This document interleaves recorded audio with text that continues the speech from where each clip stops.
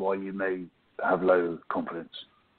Because if we continue as we are, and we have these things going on in our subconscious, these beliefs about ourselves going on in our subconscious, we'll never be able to change them. It's a bit like the unknown unknowns. Yes. If you don't know what the blockers or barriers are, you're never going to change them.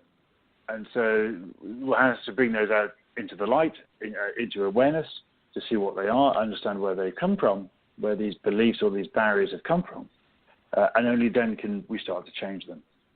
And the Mandala leadership process is a 7-step process to help leaders become truly authentic. And that actually has the changing of your beliefs as its very first step. Bringing those beliefs into awareness and then changing those beliefs about yourself is the first thing to do. And it is a step, it is a big step, it's a courageous step to do. But after that tipping point, leaders can really progress, can really achieve more, can really fulfill their careers. And let's talk about that first step today, shall we? So changing your beliefs. Yeah. What are your leadership beliefs? How do you get beliefs about yourself? Well, I believe there's what's called the two-way ripple effect. And the two-way ripple effect is if you imagine you jump into the middle of a lake, a still lake. It's only waist deep, don't worry. And you create ripples on the water. Those ripples on the water ripple out and out and out from you in the center. But as they hit the outside of the lake, they start rippling back. And that's the two-way ripple effect. And each of those ripples, the outside ripples, are the beliefs and lessons about yourself that you've been taught by perhaps your wider community, your religious group, your school, wherever you've been. What did your teacher tell you about yourself? You'll amount to nothing, young man. That sort of thing. Yeah. And as you come a step closer in, or a ripple closer in, it's what about the people you've worked with and the bosses that you've worked with over the years? And how many of those said you're amazing, and how many of those said something different? And as you get a step closer in, or a ripple closer into the middle of the lake to where you're standing, coming in closer to your good self, what is it you've learned from your family? Your father, your mother, particularly if you work in a family business, they're your boss as well. And what lessons have they taught you over the years? Did you always get everything right, and were you always brilliant, or were you criticised or put down and you started to believe that everything you did wasn't going to be good enough? And you can see how those rippling attitudes towards you, or those rippling comments that have been made towards you over the years, will start to create a mindset or a series of beliefs, which may be positive or negative.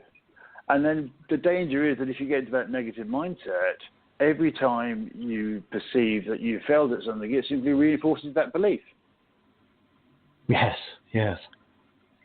So it's a bit like, so one of mine, for example, is I can't believe anyone's name. I can't remember anyone's name. And because I forgot someone's name once, it was embarrassing, and I told myself I couldn't remember anyone's name.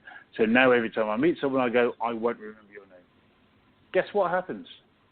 I don't remember anyone's name. Funny how that works. It's quite simple. Yeah, exactly. It's really quite simple. But if I could, or if I can now, actually, I found a way to do it. It's a great technique to do. Change that mindset to, I will remember your name, and every time I see you, I will call you by your name, because I'll be proud to have remembered it. So that, it's just a different mindset, but it had to be made aware to me that I was bad at remembering names before I chose to do something about it. And some beliefs you'll have is, I always have to be on time. That's a belief I have. And I know where that one came from, and I forget people's names. I know where that one came from. But some people will have, or some leaders will have, beliefs that they're not confident, because every time they try to do something, it's been perceived as failure. Yeah. So some will therefore go, so therefore, why should I try? Because I'll fail. Yeah. Is it as simple as just sort of saying to yourself, oh, okay, I used to believe I can't remember someone's name. Now I know I can remember the name. Surely there's more to it than that? Yeah. It's not that simple. I don't believe you can simply put a positive belief on top of a negative belief. Yeah. I think you have to clear the negative belief out of the way first. So just standing in front of the mirror and chanting a mantra to yourself every morning, or bouncing up and down a trampoline, or whatever it is that serves you some positive thought, I don't believe that works. I'm with you on that. To be honest, it just does not seem to work at all. You're right. I think you have to bring that negative belief into awareness and clear that negative belief before you can start to reinsert positive ones.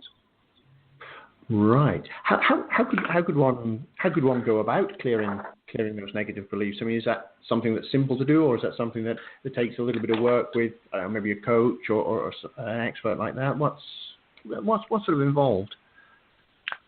So it takes a bit of work with the coach. There are processes that you can go through, but the first thing is to bring those beliefs into awareness.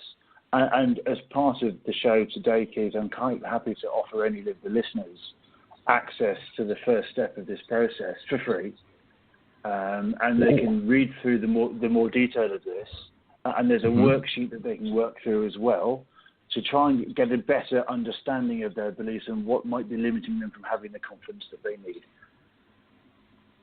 Oh, fantastic! That's a very generous offer, and we'll give people full details of how to access that. We'll give them that just toward the end of the show. But that's Nick very kindly let me have a wee sneak preview of the document earlier today, and it is very good. It is very powerful. So and it's very good of him to actually share that with us. So we'll give you all the details on how to get that toward the end of the show today, but stick around for that. You're definitely going to want to get hold of that. Sorry to interrupt you. That's one of the things I believe, that actually it does take courage to take action, as I said earlier on, but each of the 7 steps in the Mandala Leaders process has an action at the end of it. And by reading and understanding more and then taking that action, and it's only a small one to start with, the first step doesn't have to be huge, but just taking that action is a huge step forward. It is progress and will help to build confidence. Yeah, you're right. So it all starts with taking that. It's like that whole the proverb, the journey of 1,000 miles begins with the first step. But that first step, you're right. It doesn't have to be a very big one either. Just to get you started, does it? Absolutely right. And in fact, the first step doesn't necessarily need to be in exactly the right direction. Really? If your first step, if your goal is to get from A to B and you're going straight ahead, think of it as if you're like an aeroplane. Yeah. If you're flying from London to New York, do you go direct from London to New York? No, you go over the polar cap, because it's the quicker, most efficient route to do it. So whilst you still get to your goal in 7 hours, you take a different route to get there. And all the way as you're flying there, the wind will be different. It'll be blowing you west or east. It'll take you up or down. It'll make you go slower or faster. And so you'll be moving around in the air all the way through that journey. And you won't be on a clean, straight route. But guess what? You'll be in New York in 7 hours' time. And that was the goal of the flight. So you'll get there. So what I'm saying is, take a first step. And even if you're a few degrees off on your first step, that's great, because you're a step forward. You know, that is a very, very good way of putting it. So I guess for a lot of people, they go, okay, I know I've got to make a step, but what if I make the wrong step? What if I head in the wrong way? And so basically what you're saying is just take a step, because once you've started, I guess it's kind of it's kind of easier to change your direction when you're moving than to change direction when you stood still. So even if your first step is in the wrong direction, at least you're moving. You'll now know that you need to change into a different direction. Absolutely. Absolutely. And the other travel but sporting analogy that I like is when you're sailing. I was sailing over the weekend, load of fun with a actually we had 8 coaches on a boat actually. We were all joking that we were all going to be asking each other how you would like to sail the boat as opposed to actually sailing it. but no, we got sailing and we found it so much easier when we were moving for the rudder to move, to change direction.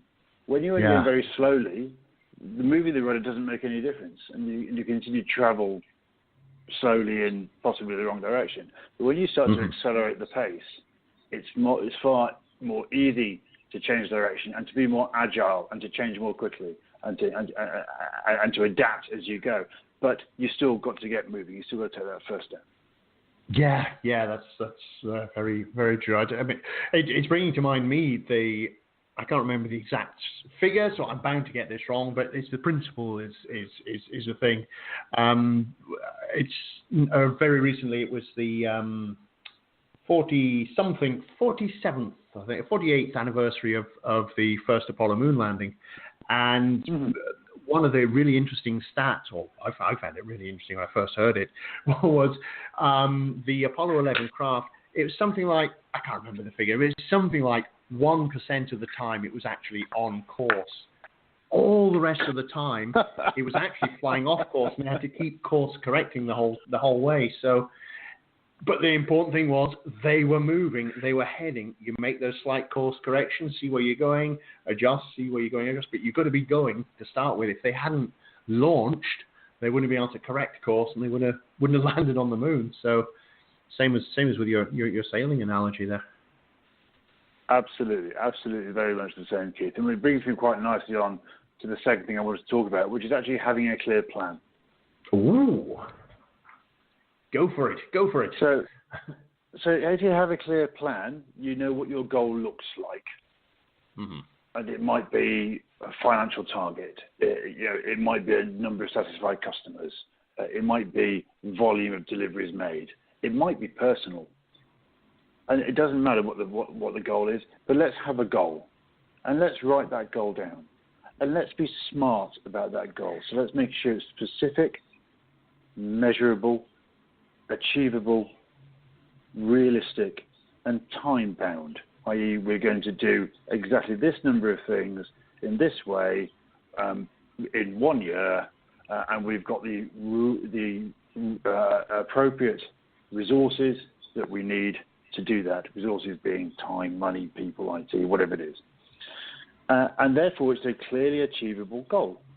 And if you set a goal that's not achievable, the level of confidence people are going to have is very low. And getting from a low starting point is quite difficult. So actually, sometimes you have to set a goal that's more easily achievable, and people go, yeah, actually, we can do that. It's an immediate confidence boost. Right, okay. But to have that goal clearly defined and agreed upon is the first part of making a plan. Yeah. Because then you have to build your steps towards achieving that goal. So what is your first step? And your first step might be a small one. It might be slightly at a tangent. But that's okay. It's a step. And then what's your second step that's a bit bigger? And what's your third step that's a bit bigger? And 6 or 7 steps to get to your goal. Doesn't need to be more than that, because otherwise it gets too complicated and people won't remember it. Yeah. But you need to have a clear direction of travel, a clear route, a clear series of steps to get to where you're going to be, to what that goal is. And when you've got a plan, it's a lot easier to go into the office in the morning, and because you know what you're going to do.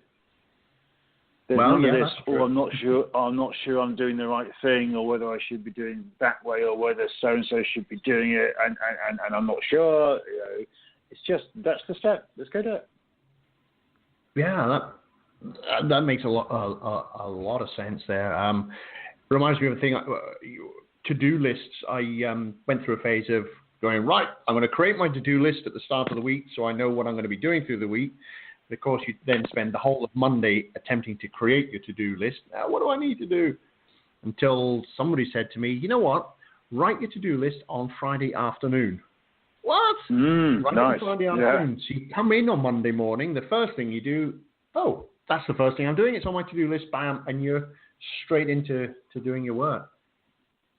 Absolutely. And the other thing I teach my clients to do is to look at what's the most horrible, gnarly, scary thing on that to-do list and do that first. Really? Do that first? Yeah, do that first. Otherwise, it's so easy to put it off, procrastinate, leave it to Friday afternoon. Then it goes into next week's list, and it never gets done. But if you do it first, the sense of achievement, the sense of accomplishment, And the amount of confidence that can be built by doing that is quite amazing. Oh, right. So you're basically kind of getting this